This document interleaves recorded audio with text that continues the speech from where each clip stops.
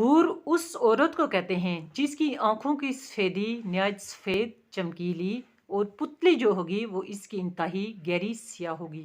عین کے معنی فراخ چشم یعنی بڑی بڑی آنکھوں والی۔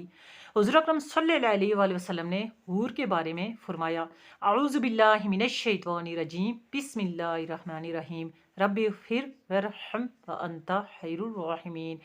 حضور اکرم صلی اللہ علیہ وآلہ وسلم نے حور کے بارے میں ارشاد فرمایا کہ حوریں ایسی عورتیں ہیں کہ جو جنت میں اپنی مجلس لگائیں گی، جنت میں ایک مجلس ہوگی جس میں یہ حوریں ہوں گی اور ایسے گیت گائیں گی، ایسے گیت سنائیں گی کہ مخلوق نے اس طرح اس سے پہلے اس کے گیت کبھی نہیں سنے ہوں گے، اور وہ اپنے گیتوں میں یہ کہیں گی کہ ہم ہیں ہمیشہ ہمیشہ زندہ رہنے والی، کبھی ہلاک نہ ہوں گی، ہم ہیں ہمیشہ ہمیشہ آرام اٹھانے والی، کبھی تنگ نہ ہوں گی، ہم ہیں ہمیشہ ہمیشہ خوش رہنے والی، راضی رہنے والی، کبھی ناراض نہ ہوں گی، کبھی ناخوش نہ ہوں گی۔ مبارکباد ہے ان لوگوں کے لیے، ان کے واسطے جن کے لیے ہم ہیں اور جو ہمارے لیے ہیں۔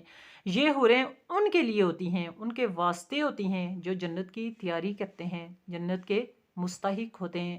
یہ ان کے لیے آرام کا سامان پیدا کرتی ہیں، ان کو راضی رکھنے کی، خوش رکھنے کی کوشش کرتی ہیں اور ہمیشہ ان سے خوش رہتی ہیں، راضی رہتی ہیں۔